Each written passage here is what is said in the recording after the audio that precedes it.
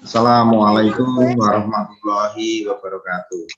Waalaikumsalam warahmatullahi wabarakatuh. Hari ini kita akan melaksanakan kegiatan pembelajaran yang pertama kali, yaitu tema 1, subtema 1, pembelajaran ke-1.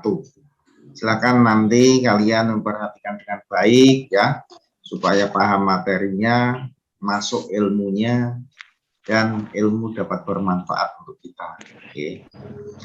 Baik, saya tampilkan materinya, diperhatikan semuanya. Oke, inilah materi kita hari ini, anak-anakku, yaitu tema 1, indahnya kebersamaan.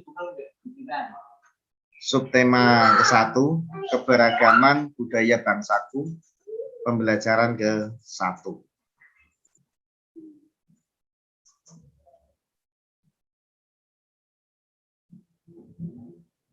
Tahukah kalian, anak-anakku semuanya, bahwa Indonesia itu terdiri atas banyak pulau, juga kaya akan suku bangsa. Indonesia memiliki banyak suku, kaya akan keberagaman tarian, rumah adat, serta agama. Agama juga ada beberapa ya di Indonesia ya. Ayo kita cari tahu lebih jauh tentang keberagaman itu. Indonesia terdiri atas berbagai macam suku bangsa dan budaya. Namun tetap dalam satu wadah Negara Kesatuan Republik Indonesia atau NKRI. Jadi Indonesia itu memiliki keberagaman apa saja? Suku bangsa dan budaya. Tetapi kita tetap satu. Kita tetap Indonesia. Kita tetap NKRI. Kita tidak membeda-bedakan. Keragaman tersebut merupakan anugerah dari Tuhan Yang Maha Esa. Kita wajib mensyukurinya. Keanekaragaman ini atau keragaman ini itu dari Tuhan. Kita harus mensyukurinya. Kita harus bangga. Banyak negara lain yang ingin tinggal atau ingin memiliki keanekaragaman seperti di Indonesia. Kita yang sudah punya, kita harus bersyukur ya. Berikut adalah bacaan tentang keberagaman budaya Indonesia. Bacalah teks berikut dalam hati. Nah, ini Pak Yuda akan membacakan. Kalian nanti menyimak ya. Sambil membaca sendiri, sambil nyimak. Pawai budaya.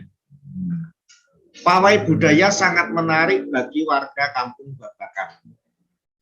Pawai ini selalu menampilkan keragaman budaya Indonesia.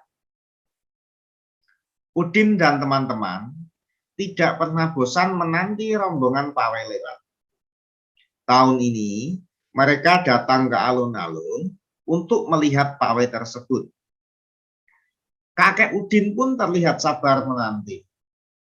Terdengar suara gendang yang menandakan rombongan pawai semakin dekat. Di barisan pawai terdepan terlihat rombongan dari Maluku. Rombongan laki-laki mengenakan kemeja putih, jas merah, dan topi tinggi dengan hiasan keemasan. Rombongan perempuan mengenakan baju cele. Baju ini terdiri dari atasan putih berlengan panjang serta rok lebar merah. Langkah mereka diiringi oleh suara tipa, alat musik dari Maluku.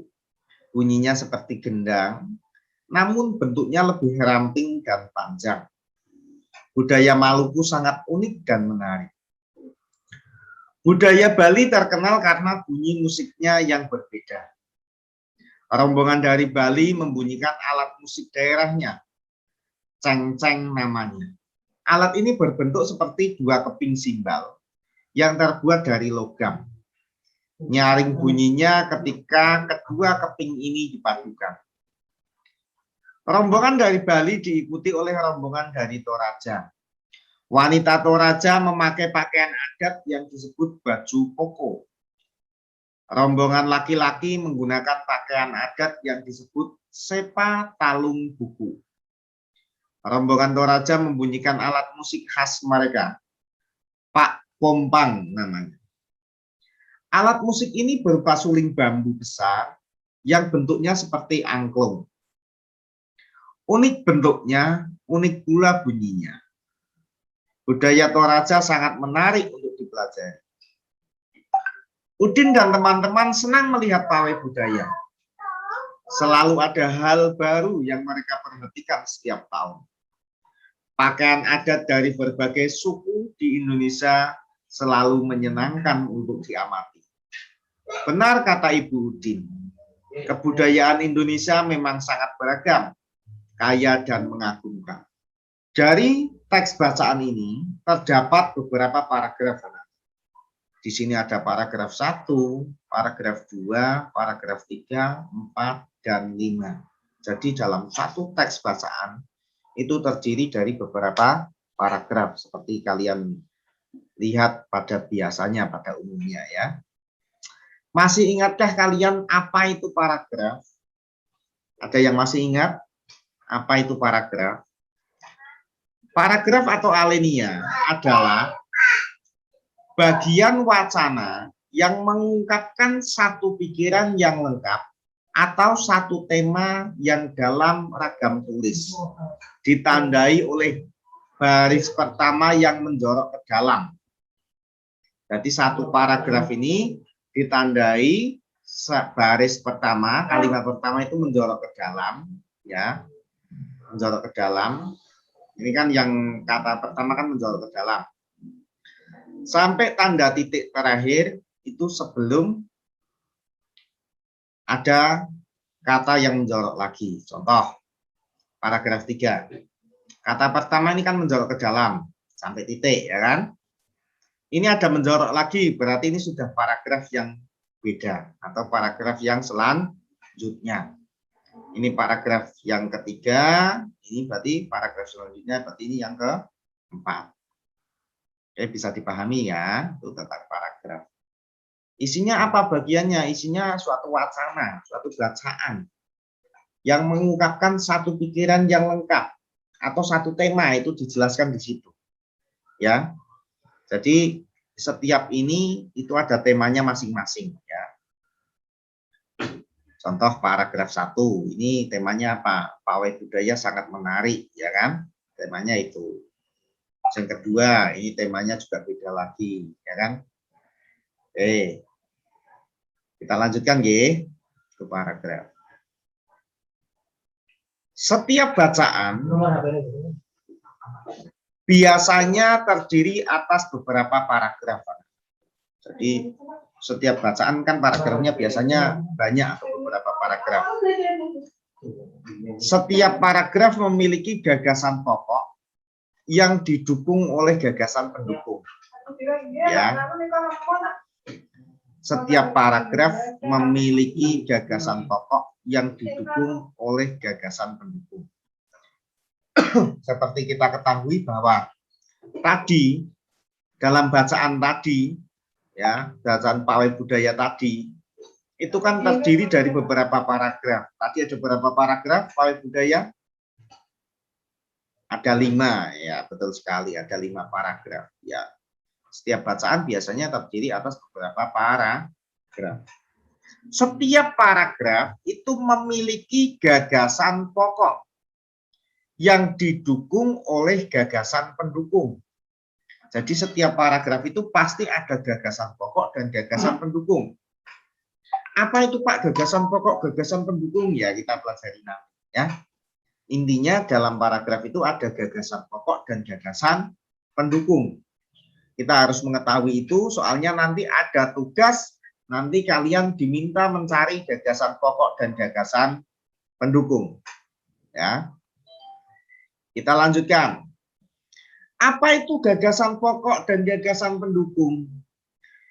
Gagasan pokok adalah ide utama yang dibahas dalam suatu bacaan. Dapat berupa kalimat inti atau berupa pokok paragraf. Itu gagasan pokok. Jadi dalam paragraf pasti ada ide utamanya. Ya.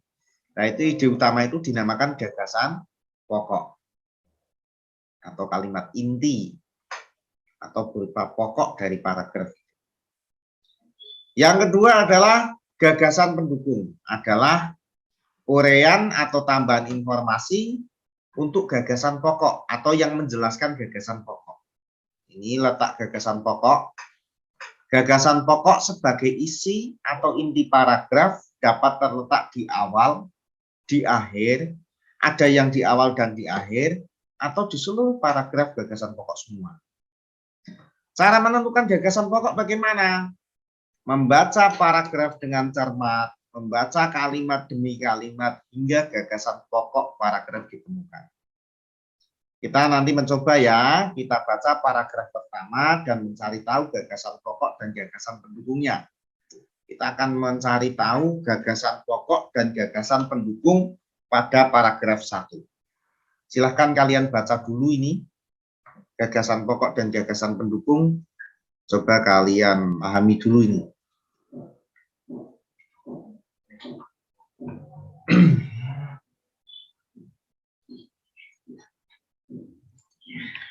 Ada paragraf.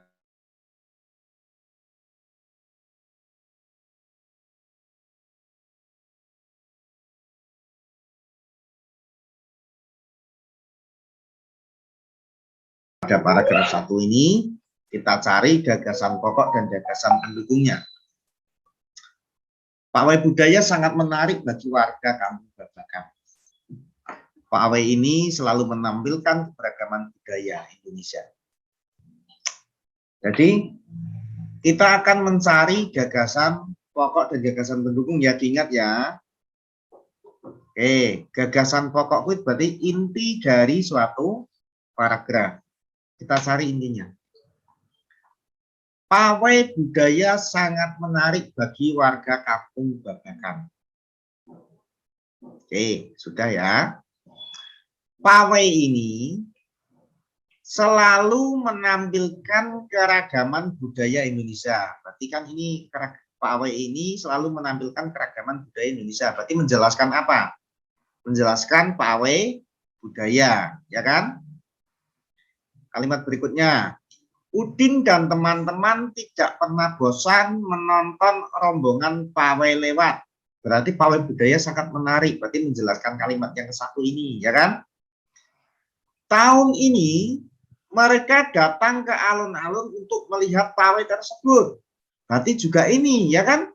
Pawai budaya yang sangat menarik ini, ya kan? Menjelaskan kalimat ke-1. Kakek Udin pun terlihat sabar menanti. Menanti apa? Menanti pawai budaya, berarti menjelaskan kalimat yang ke-1. Terdengar suara gendang yang menandakan rombongan pawai semakin dekat. Wah, ini berarti juga menjelaskan kalimat ke-1. Berarti karena kalimat 1 ini dijelaskan oleh kalimat-kalimat yang lainnya, berarti gagasan pokoknya merupakan kalimat yang pertama ini. Yang di awal ini merupakan gagasan pokoknya.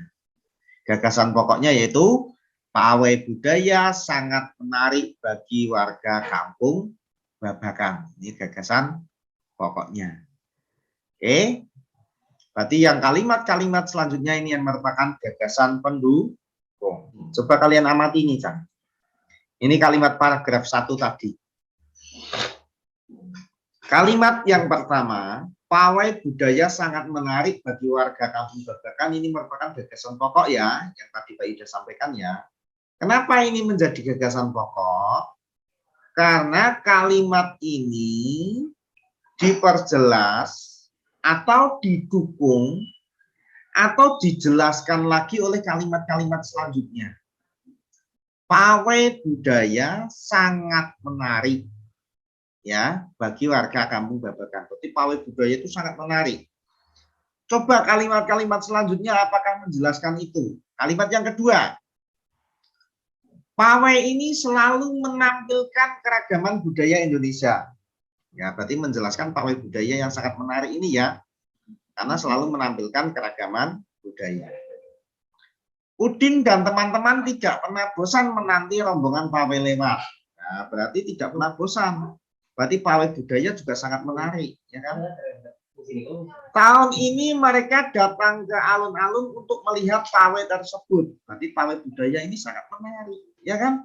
Karena sampai tahun ini mereka datang ke alun-alun untuk melihat pawai tersebut. Kakek Udin pun terlihat sabar menanti. Nah, sama menanti pawai budaya sangat menarik ini.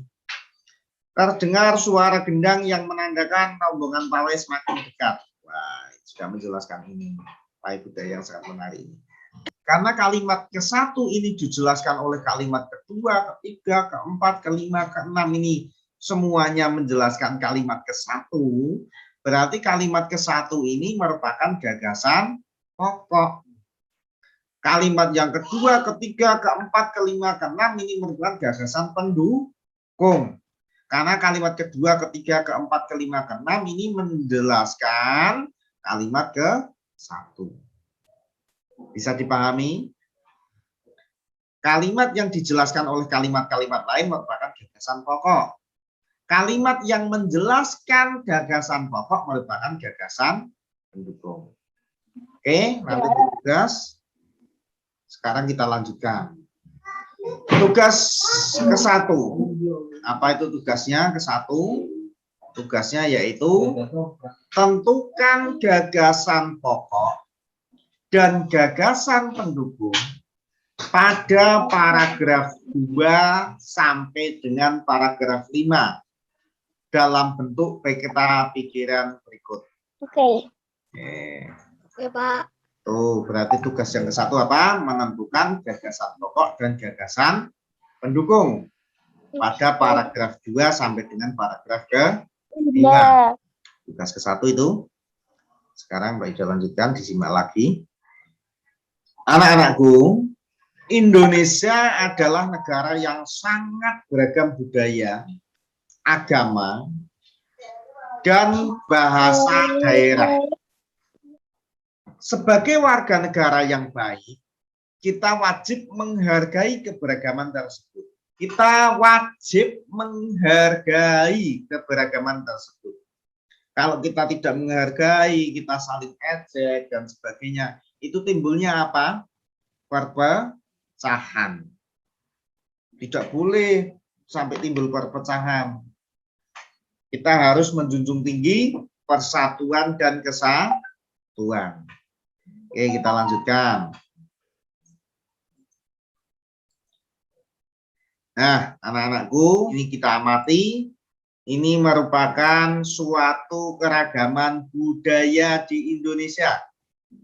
Ya, Indonesia memiliki berapa provinsi? 34 provinsi, anak-anakku. Indonesia memiliki 34 provinsi. Mulai yang ke-1, Nanggro Aceh Darussalam, NAD, ya, ini Aceh. Pakaian adatnya seperti ini. Ada tari Sewugati. Rumah adatnya namanya rumah Krong Badi. Senjata tradisionalnya namanya rencong. Beda lagi dengan kebudayaan Sumatera Utara, anak-anak. Ya, coba kita amati. Pakaian adatnya beda. Tarinya juga beda. Kita lihat Sumatera Barat, pakaian adatnya jelas beda semua ya dengan wilayah lainnya. Tari payung, ya, tarinya ada tari payung. Rumahnya ada rumah gadang, ini Sumatera Barat. Senjata tradisionalnya kari. Untuk Rio, Pekanbaru, pakaian adatnya tari joget lambak, rumah adatnya seperti itu, ya. Rumah adatnya sama dengan Kepulauan Rio, sama. Senjata tradisionalnya pedang jenawi dan badik. Untuk Kepulauan Rio, tarinya beda, tanda. Untuk senjatanya sama juga pedang jenawi. Beda untuk Jambi, beda lagi. Tarinya sekapur sirih, rumah panjang, senjata tradisionalnya keris. Kita lanjutkan berikutnya. Sumatera Selatan, rumahnya limas, ya. Senjata tradisionalnya keris. Beda lagi Bangka Belitung, beda lagi Bengkulu, ya. Beda lagi Lampung, DKI Jakarta, Jawa Barat. Beda semua, Cah. Beda semua, Cah. Kita lanjutkan lagi, ini baru 12 provinsi. Indonesia ada 34. Kita lanjutkan untuk Banten, ya, tari topeng, rumah khas Puan, senjatanya kujang. Jawa Tengah, tarinya Bambangan Cakil. Tarinya Jawa Tengah itu Bambangan Cakil. Rumahnya rumah apa? Joglo. Senjata tradisionalnya keris. Untuk Yogyakarta, DIY, Daerah Istimewa Yogyakarta, tarinya Serinti. Rumah adatnya Bangsal Kencono dan rumah Joglo. Senjatanya keris sama. Jawa Timur, Bali beda lagi, tarinya Legong. Rumah adatnya Candi Bentar dari batu, nah, keliling-kelilingnya. Senjatanya keris. NTB, ya, beda lagi. Kita lanjutkan.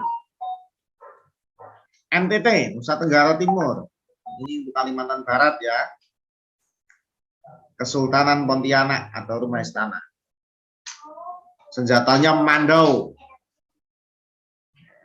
Kalimantan Tengah, Balean Dadas, Tari Tambun, dan Bungai. Kalimantan Selatan, beda lagi. Kalimantan Timur, Sulawesi Utara. Bisa kalian lihat, kalian amati, kalian baca. Ya. Ini baru 24 provinsi. Kita lanjutkan. Provinsi Sulawesi Barat, Sulawesi Tengah, Sulawesi Tenggara, Sulawesi Selatan, Gorontalo, Maluku. Gue coba. Budayanya macam-macam, Sah. Ya. Dari pakaian adatnya beda semua. Dari tariannya beda semua. Dari rumah adatnya beda semua. Dari senjata tradisionalnya beda semua. Bahkan agamanya juga beragam. Agama di Indonesia juga beragam. Bahasa daerahnya beragam juga. Ya kan? Coba kalian ke Jawa Barat, bahasanya pakai bahasa Sunda, ya kan? Iya, beda-beda semua. Kita lanjutkan, ada Maluku Utara, Papua Barat, Papua, dan provinsi terakhir yaitu Kalimantan Utara. Kita itu Indonesia sangat kaya akan keberagaman. Keberagaman budaya, ya. Itu Indonesia. Oke. Kita lanjutkan ya, kita harus bersyukur menjadi orang Indonesia, menjadi bangsa Indonesia yang sangat kaya akan keberagaman. Setelah mendapatkan informasi di atas, jawablah pertanyaan berikut. Kita jawab sama-sama ya. Apakah kalian semua berasal dari daerah yang sama? Jelaskan. Ya, ada yang dari Jawa Tengah, Jawa Timur, Jawa Barat, dan lain-lain. Apakah kalian mempunyai ciri khas daerah yang sama? Jelaskan. Tidak. Ciri khas masing-masing daerahnya berbeda-beda. Bagaimana sikap yang seharusnya kalian tunjukkan terhadap perbedaan yang ada? Kita harus tetap hidup rukun, saling menghormati, saling menghargai, dan tidak mengejek ciri khas daerah lain. Oke? Kalau kita mengejek, itu nanti timbulnya suatu permasalahan. Kalau kita tidak menghormati, tidak menghargai, maka hidup kita tidak akan rukun. Adanya datangnya perpecahan. Sedangkan kita tidak boleh menimbulkan suatu perpecahan. Kita harus menjunjung suatu kerukunan. Kita harus menjunjung persatuan dan kesatuan. Anak-anakku, Indonesia terdiri atas berbagai macam suku bangsa dan budaya. Tadi sudah kita lihat 34 provinsi. Berbagai macam ya suku bangsa dan budayanya ya. Namun tetap dalam satu wadah NKRI. Negara Kesatuan Republik Indonesia. Kita tetap satu Indonesia. Keragaman tersebut merupakan identitas bangsa Indonesia yang membuat bangsa Indonesia dikenal sebagai bangsa yang memiliki kekayaan budaya, suku, dan agama yang berbeda-beda. Indonesia memiliki keberagaman yang banyak, tapi tetap menjunjung persatuan dan kesatuan. Keragaman tersebut merupakan anugerah dari Tuhan Yang Maha Esa. Kita wajib mensyukurinya. Wujud syukur tersebut dapat dilakukan dalam bentuk sikap saling menghargai antar suku dan pemeluk agama atau kepercayaan yang berbeda. Nah, sekarang tuliskan pada kolom berikut apa yang telah kamu lakukan untuk menghargai perbedaan yang ada. Indonesia tadi kan beragam ya, banyak perbedaan suku, budaya, keagama, dan sebagainya ya. Bagaimana sikap kalian untuk menghargai perbedaan yang ada? Ini ada contoh satu, bermain bersama dengan teman yang berlainan agama. Jadi walaupun beda agama kita tetap bermain bersama, tidak boleh membeda-bedakan ya. Contoh sikap lain apa? Nanti kalian tuliskan. Terus yang kedua, kamu juga bisa menuliskan contoh-contoh sikap yang tidak menghargai keberagaman. Bermain hanya dengan teman yang satu suku bangsa, itu nggak boleh. Apalagi yang nggak boleh, nanti kalian tuliskan di sini. Ya, yang tidak boleh tulisan di sini. Yang seharusnya dilakukan, yang baik-baik ditulis di atas. Yang tidak boleh ditulis di bawah. Itu ya. Nah, ini tugas kedua nanti. Sebagai anak Indonesia, aku merasa bangga terhadap keberagaman yang ada. Tentunya kalian sangat bangga sekali ya terhadap keberagaman yang ada di Indonesia. Kalian sangat bangga menjadi anak Indonesia. Menghargai perbedaan merupakan wujud dari semangat persatuan dan kesatuan. Menghargai perbedaan merupakan wujud dari semangat menjunjung tinggi persatuan dan kesatuan. Selain kaya akan budaya, tarian, dan juga makanan khas daerah, Indonesia juga kaya akan jenis alat musik. Berikut adalah contoh alat musik yang dimiliki oleh berbagai suku di Indonesia. Ini hanya contoh saja, Pak. Jadi ada angklung, saluang, kecapi, kendang, tifa, ini hanya contoh. Masih banyak alat musik yang dimiliki oleh bangsa Indonesia, suku bangsa di Indonesia. Kita lihat satu-satu ya. Cara memainkannya berbeda-beda ini, Cak. Kecapi. Nah, coba mana kecapi? Kecapi yang tengah ini, ya. Kecapi yang tengah ini. Yang berasal dari Jawa Barat. Dimainkan dengan cara dipetik. Ya, jadi kecapi ini mainkannya dipetik. Dan ini akan ada senarnya inilah, senarnya ini dipetik. Angklung. Coba mana angklung ya, yang kiri atas ini. Yang berasal dari Jawa Barat, dimainkan dengan cara digoyangkan, jadi digoyang-goyangkan angklung ini, ya. Terus yang berikutnya lagi saluang, nah, yang kanan atas ini saluang, berasal dari Sumatera Barat, dimainkan dengan cara ditiup, ini hampir sama dengan seruling ya, nah, saluang. Kendang, kendang ini dari Jawa Barat, dan tifa, tifa ini dari Papua, tifa ini dari Papua. Dimainkan dengan cara dipukul. Nah, di sini ada tugas yang berikutnya lagi untuk kalian. Tuliskan nama alat musik tradisional lain yang kamu ketahui. Jelaskan asal alat musik itu, cara memainkannya, serta cara terjadinya bunyi pada alat musik tersebut. Contoh, ada suling ya. Dari Jawa Barat asalnya, cara memainkannya yaitu cara memainkan dan cara menghasilkan bunyi. Alat tersebut dimainkan dengan cara ditiup sehingga menimbulkan getaran udara dalam suling. Getaran tersebut menghasilkan bunyi. Ketika kita meniup suling itu kan ada getaran udara ya kan? Nah, getaran udara itu menghasilkan bunyi. Silahkan dilanjut diamati lagi. Amatilah benda-benda yang ada di sekitarmu. Ambillah 5 benda yang kamu anggap sebagai sumber bunyi. Pastikan bahwa benda yang kamu temukan berbeda cara membunyikannya. Misalkan ada yang ditiup, digesek, dipetik, dipukul, atau ditekan. Contoh di sini ada satu yaitu peluit. Kalau peluit itu apa? Ditiup ya. Kalau peluit ini ditiup. Cara menghasilkan bunyi ini bagaimana? Peluit ditiup sehingga terjadi getaran udara dalam peluit. Getaran tersebut menghasilkan bunyi. Anak-anakku, Tuhan Yang Maha Esa menganugerahkan kita indera pendengar. Melalui indera ini, kita dapat mendengar dan menikmati hasil karya seni budaya yang beragam. Tadi kita berbicara tentang bunyi, ya kan? Bunyi itu apa sih? Apa itu bunyi? Bunyi itu adalah segala macam bentuk bunyi berasal dari benda yang bergetar.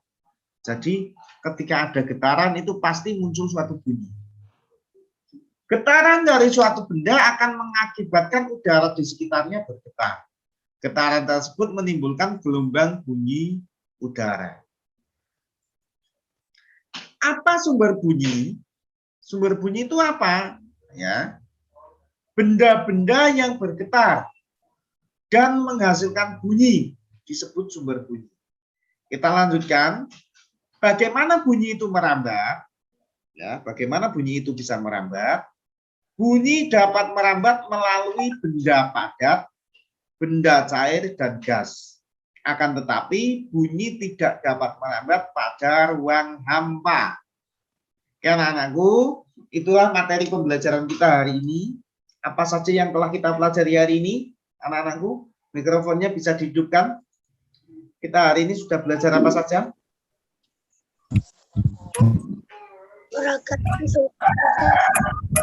Ya, keragaman, suku budaya, dan alat musik di Indonesia, ya kan? Indonesia sungguh beragam, sungguh luar biasa Indonesia. Terus ada gagasan pokok dan gagasan pendukung, ya kan? Terus yang ketiga tadi yang terakhir bunyi, ya. Oke, anak-anakku. Nah, itulah materi kita hari ini, anak-anakku. Itulah materi pembelajaran kita hari ini. Ya, anak-anakku, semangat dalam belajar, ya. Semangat dalam belajar, jangan putus asa. Pokoknya tetap semangat. Apapun keadaannya, oke. Ini keadaannya seperti ini, nggak jadi masalah. Ya. Ketika kita harus online pakai Zoom, kita ikuti pakai Zoom. Pak Guru akhiri kegiatan pembelajaran hari ini. Wabillahi taufiq wal hidayah. Wassalamualaikum warahmatullahi wabarakatuh. Waalaikumsalam warahmatullahi wabarakatuh.